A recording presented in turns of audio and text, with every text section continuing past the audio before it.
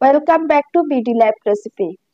আজ আপনাদের জন্য নতুন একটি রেসিপি নিয়ে হাজির হয়েছি। এটি হলো ম্যাঙ্গো আইসক্রিম। ঘরে আছে এমন সহজ উপকরণ দিয়ে আপনারা বানিয়ে নিতে পারেন হুবহু বাজারের মতো ম্যাঙ্গো আইসক্রিম। এটি খাওয়ার সময় কোনোভাবেই বোঝার উপায় নেই ঘরে বানানো হয়েছে। যখন তখন বানিয়ে নিতে পারেন এই রেসিপিটি। তো চলুন দেখে নেওয়া যাক কি কি উপকরণ লাগবে আইসক্রিম বানাতে।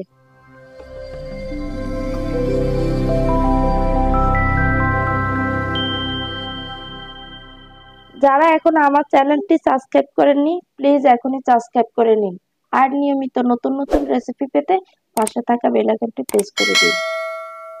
প্রথমে বড় সাইজের 2টি পাকা আম লাগবে। এগুলোকে কিউব করে কেটে নেব।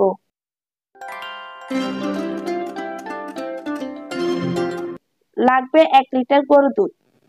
আপনারা চাইলে বাজার থেকে যে কোনো প্যাকেটজাত তরল দুধ নিতে পারেন। এর সঙ্গে দিয়ে দিব 1 চা চামচ কর্নফ্লাওয়ার,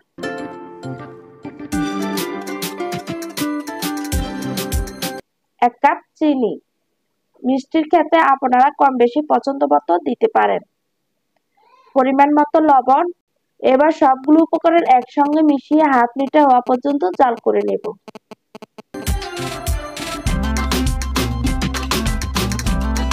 এখন কেটে রাখা আমের সঙ্গে দুধ দিয়ে ভালোভাবে ব্লেন্ড করে নেব।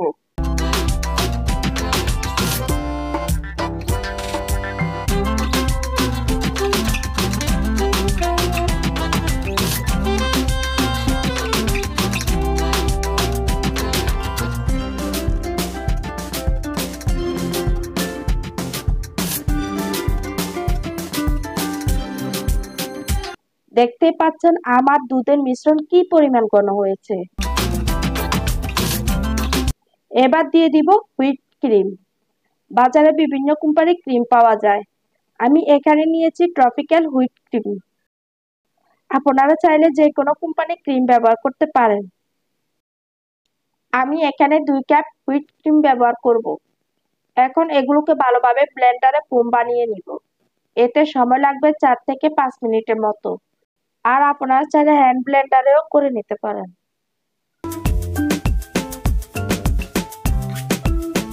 এখন একটি মিক্সার বোলে ঢেলে নিব।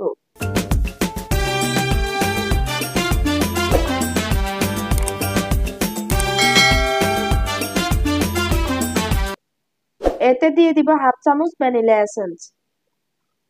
এটি আপনারা যে কোনো সুপার শপে পেয়ে যাবেন। এবার মিক্স করে নেব।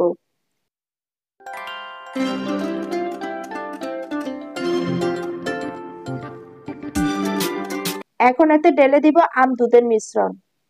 খেয়াল রাখবেন 2টি মিশ্রণ ভালোভাবে করতে হবে, না হয় আইসক্রিমে বরফ জমে যাবে, খেতেও ভালো লাগবে না।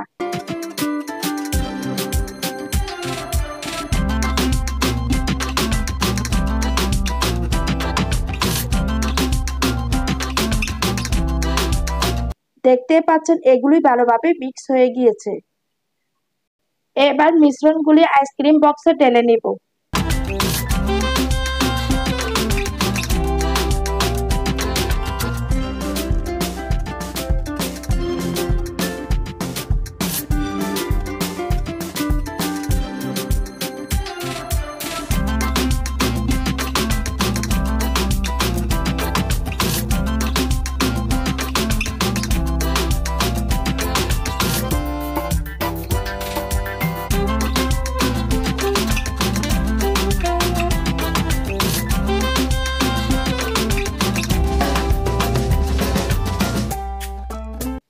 আমার এখানে 2 লিটার হয়েছে।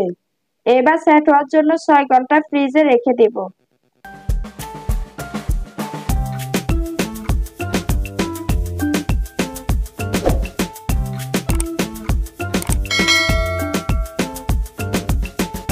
এখন দেখে নেব বাজারের মতো আইসক্রিম হয়েছে কি।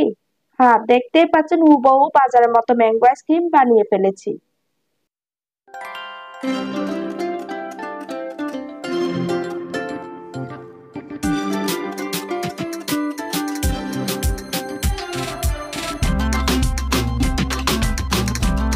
তাহলে আর দেরি না করে আমার মতো আপনারাও বাসায় ট্রাই করতে পারেন।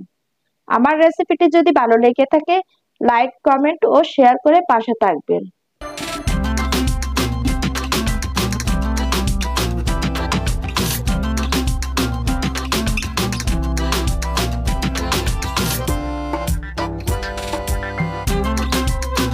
আগামী রেসিপি দেখার আমন্ত্রণ জানিয়ে আজকের মতো এখানেই বিদায় নিচ্ছি। সে পর্যন্ত সবাই ভালো থাকুন। আল্লাহ হাফেজ।